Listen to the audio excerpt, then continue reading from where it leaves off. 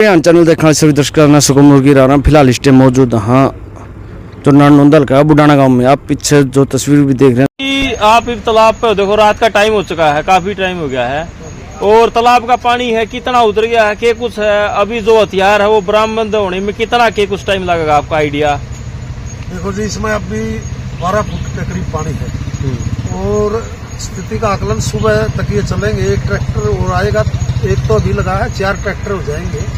तो सुबह आकलन होगा भाई कितना एरिया तक हम कंट्रोल कर सकते हैं, वहाँ जहाँ बगाया गया है वहाँ कितना पानी है। उसके बाद आगे की कार्रवाई देखी जाएगी। इसमें जो प्रशासन का सहयोग भी मिल रहा है, गांव वालों का सहयोग है, किस किस का है इसमें जो पानी? तो जी गाँव का सहयोग है और प्रशासन पर उधर हिसार से ये मोटर ले आए थे, उनकी डोरियां मिली नहीं, फिर हमने अपने स्तर पर ये गांव में जो पंप है इरिगेशन के लिए यूज करते हैं। अच्छा, और आज भी मुजरिम है वो यहाँ पे लाया गया है और आपने देखा उसको?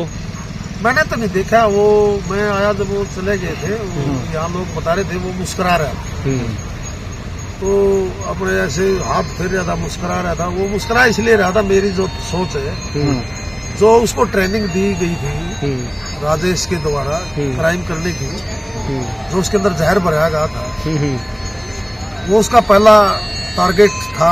2 मर्डर करे उसने, वो मुस्कुराया और लोगों को देख के मुस्कुराया। क्या क्रिमिनल जिस समाज का अंदर रहता है और उनको मार के वो मुस्कुराएगा? अगर उसको पश्चाताप होता तो वो गर्दन नीचे रखता। वो जो ट्रेनिंग और जो जहर उसके अंदर भराया गया है राजेश के द्वारा, जो इसका गुरु है, जो मास्टरमाइंड है इस सारे ट्रेनिंग का, तो वो इसलिए मुस्कुरा रहा था। पश्चाताप होना। अच्छा जी, एक बात और है, सबसे जरूरी सवाल है। आज कल आपने आरोप लगाए थे मीडिया के सामने कि भाई इसको मास्टरमाइंड कोई और इनको मोहरा बना के यूज किया जा रहा है, तो आपने आरोप भी लाए थे। आज आप एसपी साहब से भी मिले हो क्या? हाँ, मैं एसपी साहब से मिला था और मैंने एसपी साहब के सामने भी ये मुद्दा रखा था। लिखित में दिया है वैसे बातचीत? हाँ, लिखित में दे के आए थे जी आज। हाँ, एप्लीकेशन दे के आए और इसके क्या लिख के दे के आए सर? भाई इसकी जांच होनी चाहिए।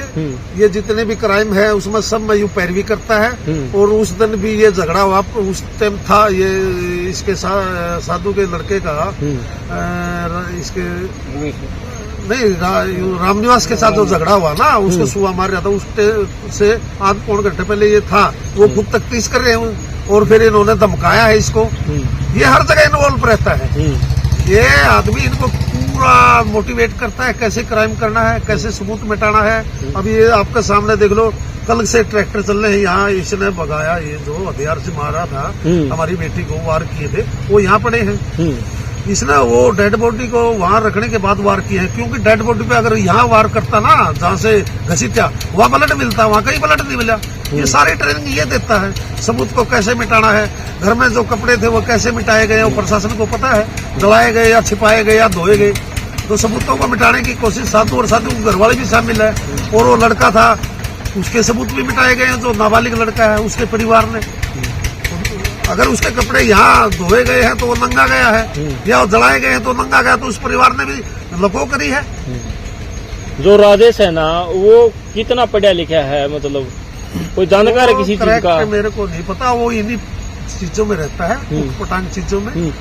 उसका गांव के अंदर व्यवहार कैसा है? क्या उसका कोई क्रिमिनल रिकॉर्ड है या फिर वैसे ही वो एक अपने हिसाब से कार्य कर रहा है? आप सारा काम को पूछ लो, आप ही बता दो। अभी तो उसका कोई व्यवहार नहीं, जीरो व्यवहार है। मतलब उसने जड़ा सुई नहीं फसड़ी, ओड़ा फाली फसानी, मतलब गांव को तंग करना, बकवास करना, भाईचारा खराब करना। ये आदमी सिर्फ एक जातीय जहर घोलता है और अपना फायदे के लिए मिसयूज करता है, जो इसका चुगलबाज। इसका खुद का कोई क्रिमिनल रिकॉर्ड है क्या राजेश का?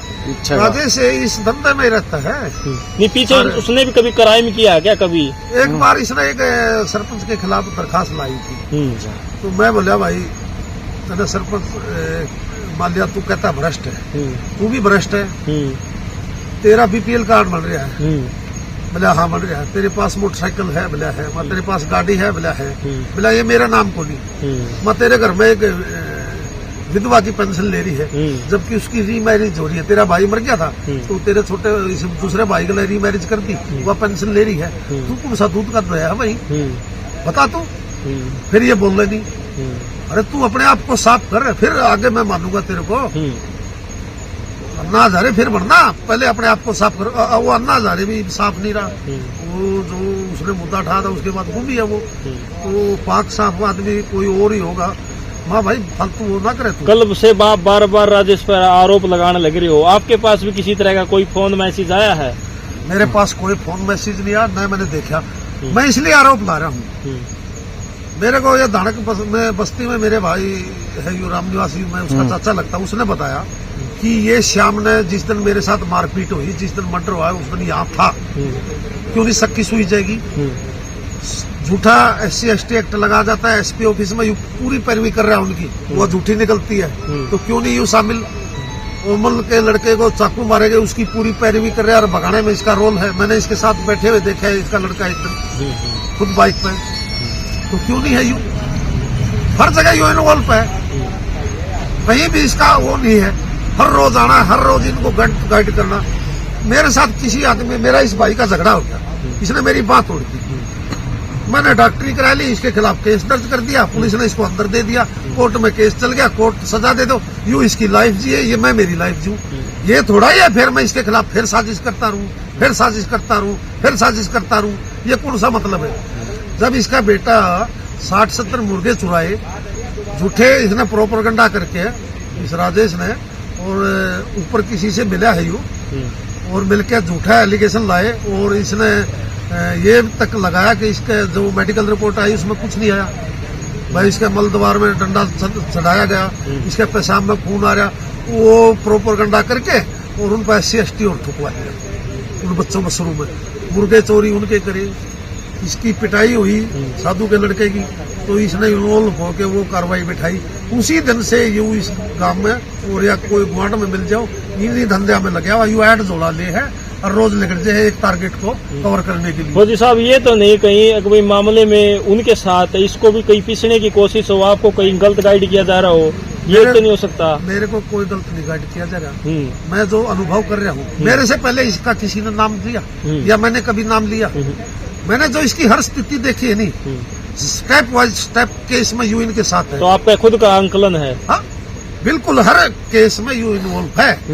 जब मैं SP ऑफिस में हंसी इसको देखता हूँ, इनकी पैरवी करते हैं, तो फिर बताओ झूठा SC/ST एक्ट की तो इन्वॉल्व है।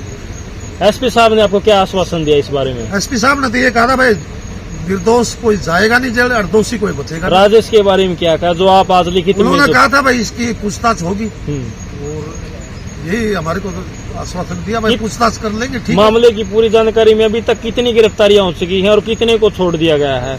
ऐसा है जी, इसमें मेरे को जहाँ तक पता है, करेक्ट मैं बता नहीं सकता। एक तो वो अनूप, एक वो नाबालिग लड़का करीमवीर का पोता, एक साधु राम, ये 3 का तो मेरे को पता है। और मेरे को साधु राम को शरणार्थी के रूप में धारा में ऐड किया गया क्या? शरणार्थी मतलब ये तो जी प्रशासन बताएगा, मैंने कोई बाइट सुनी नहीं। तो साधु का किस चीज में क्या रोल है, उसको गिरफ्तार किया गया? साधु का मेरे ख्याल अखबार में आ रही सबूत मिटाने में शायद। तो शरणार्थी हो गया सबूत मिटाने में। हाँ हाँ। इसमें और भी कितने का गिरोह शामिल हो सकता है, कितने लोग हो सकते हैं आपका मानना? तो जी ये राजेश बताएगा कितने लोग हैं, कितने मास्टरमाइंड यू है इस सारे। जो एक नाबालिग बच्चा वो दूसरे घर से है, उसके भी घर वाले भी शामिल हो सकते हैं क्या? अगर उन्होंने सबूत मिटाए हैं तो वो शामिल हैं। 13 साल का बच्चा इस तरह के क्राइम करता है, क्राइम वाले के साथ भी रहता है, करता नहीं तो, लेकिन तो उसके परिवार वालों को पता तो होता है कि हमारा लड़का कहाँ चल रहा है। चलो उनको मान लिया नहीं पता है और उन्होंने सबूत नहीं मिटाए तो ठीक है। अगर उन्होंने सबूत मिटाए तो वो दोषी है, उन्होंने बताना। ये तो हो ही नहीं सकता भाई, 13 साल का लड़का अगर उन्होंने सबूत नहीं मिटाए और उसने मान लिया वो कुर्ते दूसरे पहन लिए, वो तो एक अलग कहानी है। अगर उसने सबूत मिटाए हैं उसके परिवार में तो वो दोषी है, जिसने भी सबूत मिटाए वो दोषी है। ये तो आप भी मानोगे। हम किसी निर्दोष के सजा कराने के हमारा कोई अधिकार नहीं है, ठीक है। भगवान का घर ध्यान देनी, जो लोग सबूत मिटाने में, हत्या करने में शामिल है, सबको अंदर होना चाहिए। यही हमारी प्रशासन से मांग है। सबूतों के मामले में कि जो हथियार ये भी बरामद करना रह गया लगभग। अभी देखो जी, मैं करेक्ट नहीं बता सकता, न मैंने प्रशासन की कोई प्रेस कॉन्फ्रेंस सुनी। आप जैसे पत्रकार ने सुनी होगी, तो हमारे को तो इतना पता है यहाँ से कोई हथियार हमारी बेटी को जो वार किया गया था वो यहाँ से बरामद करना है, और मेरे को पता नहीं। सोशल मीडिया पर इस टाइम आप संदेश दे सकते हो भाई, जो आपके गांव में घटना हो इसके बारे में संदेश दे सकते हो कुछ? मैं मेरे 36 बरादरी के भाईचारे को बताना चाहता हूँ, सब भाई भाईचारा बना के रखो। भाईचारा सब जब भी कायम रहेगा जब आप सबको एक समान दृष्टि से देखोगे। मैंने देखा है ये तथाकथित कुछ लोग एक एजेंडा चलाते हैं, मान लिया किसी दलित जाति का या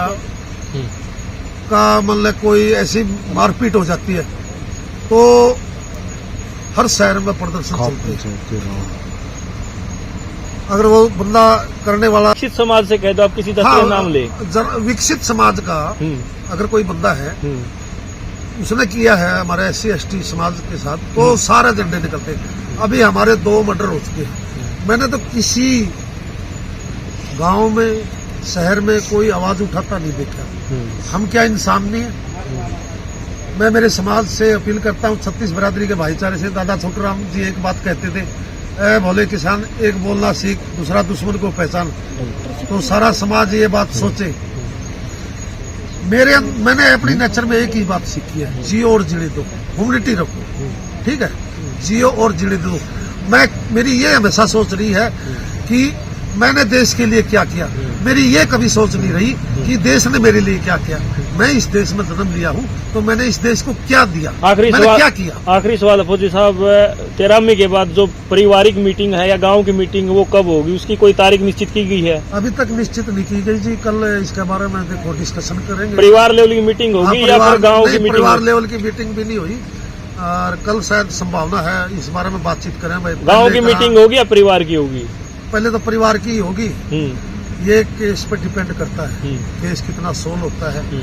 हाँ, मीटिंग जरूर होगी 12 खाप की, वो पंचायत के रूप में होगी। क्या होगी दी एंड के लिए, जब ये सुलट जाता है तो मीटिंग जरूर होगी। जो परिवार के अंदर जो कृष्णा की हत्या हुई, परिवार के मतलब क्या हालात है? परिवार क्या अभी भी मतलब सदमे में है, डर में है? उनके बारे में जो उनकी लड़कियां हैं, लड़का है, उनका अब क्या कुछ है? डर में तो सारा गांव है।